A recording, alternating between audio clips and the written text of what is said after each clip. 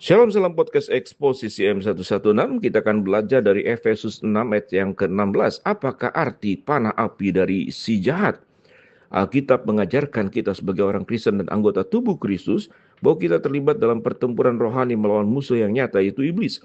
Dalam Efesus 6 ayat 10-17, Rasul Paulus menggambarkan perlengkapan senjata rohani yang telah diberikan Allah kepada kita untuk dikenakan dalam pertempuran ini sehingga kita dapat bertahan melawan tipu muslihat iblis. Ayat yang ke-11, Paulus mencantumkan beberapa perlengkapan senjata pertahanan yang dirancang untuk melindungi kita, termasuk perisai iman yang dengannya kita dapat memadamkan semua panah api sejahat. Efesus 6 ayat 16, anak panah adalah senjata mematikan yang digunakan dalam peperangan sejak zaman dahulu. Anak panah dilemparkan atau diproyeksikan secara paksa ke sasaran tetapi tidak memiliki tenaga gerak sendiri.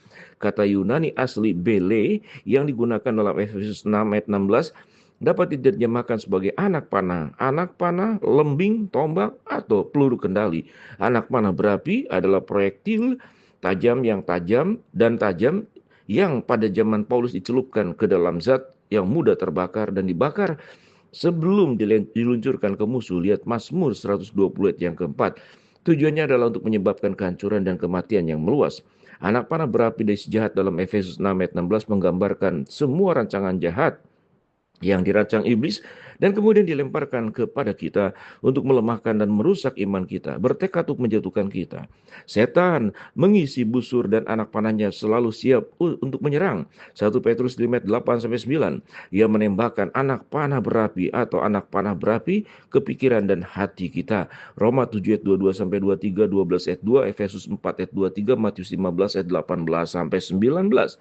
Godaan untuk berbuat dosa adalah salah satu anak panah berapi iblis yang paling efektif. Matius 4 ayat yang 1, 1 Tesalonika 3 ayat yang kelima, Yakobus 1 ayat 14. Rudal-rudal ini dapat meledak dari natur kita yang berdosa. Efesus 2 ayat 1-3, Yakobus 1 ayat 14. Kepada orang lain 2 Petrus 2 ayat 18 dan dunia 1 Yohanes 2 ayat 16. Rudal-rudal ini dapat terbang dari lidah orang lain atau lidah kita sendiri, membakar kita dan menyuntikkan racun yang cukup mematikan untuk menajiskan seluruh tubuh kita hanya dengan satu kata. Yakobus 3:3-10. Rudal ini datang dalam bentuk kebohongan. Yohanes 8 ayat ke-4, Wahyu 12 ayat ke-9. Tipu daya. 1 Timotius 2 ayat 14, Wahyu 12 ayat ke-9, dan sikap penuh dosa dan kebencian. Galatia 5:19-20, Kolose 3 ayat yang kelima. Rudal ini menyerang dari keraguan, ketakutan, luka masa lalu, kekecewaan, pemberontakan, keegoisan, rasa bersalah dan malu kita. Frasa panah api dari si jahat berfungsi sebagai metafora untuk pertempuran rohani internal dan eksternal yang dihadapi semua orang percaya. Syukurlah Tuhan telah memberi kita strategi pertahanan yang aman terhadap serangan iblis.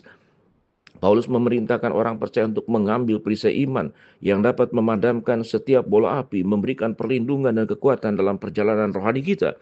Kita membutuhkan iman untuk memadamkan proyektil tajam dari si jahat. Tanpa perisai itu, mereka akan menyalakan api ketidaktaatan dan dosa dalam diri kita. Kita tidak pernah tahu kapan iblis akan menyerang. Jadi kita harus selalu berjalan dalam iman. 2 Korintus 5 ayat ke-7, 1 Yohanes 5 ayat ke-4. Kita tidak boleh memberi iblis pijakan dalam hidup kita. Efesus 4 ayat ke-27. Tetapi melawannya. Yakobus 4 ayat yang ke-7. Terus menerus waspada dan menyadari rencananya. 2 Korintus 2 ayat ke-11. Dan berdiri teguh dalam iman kita. Yesaya 7 ayat ke-9, 1 Korintus 16 ayat 13, 2 Korintus 1 ayat yang ke-24. Kita mengambil perisai iman dengan membaca, mempelajari, mendengarkan, dan berdiri di atas firman Tuhan. Roma 10 ayat 17, Roma 15 ayat ke-4, Efesus 6 ayat 17, 2 Timotius 3 16-17.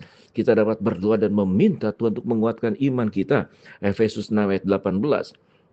Ketika kita menaruh iman kita di dalam Kristus sebagai Tuhan dan Juru Selamat, kita dijadikan benar di hadapan Allah karena iman. Kita memiliki damai sejahtera dengan Allah karena apa yang telah dilakukan Yesus Kristus, Tuhan kita. Bagi kita, karena iman kita, Kristus telah membawa kita ke tempat hak istimewa yang tidak layak diterima dimanapun, di mana kita sekarang berdiri. Dan kita dengan yakin dan penuh sukacita menantikan untuk berbagi kemuliaan Allah. Roma 5 ayat 1-2.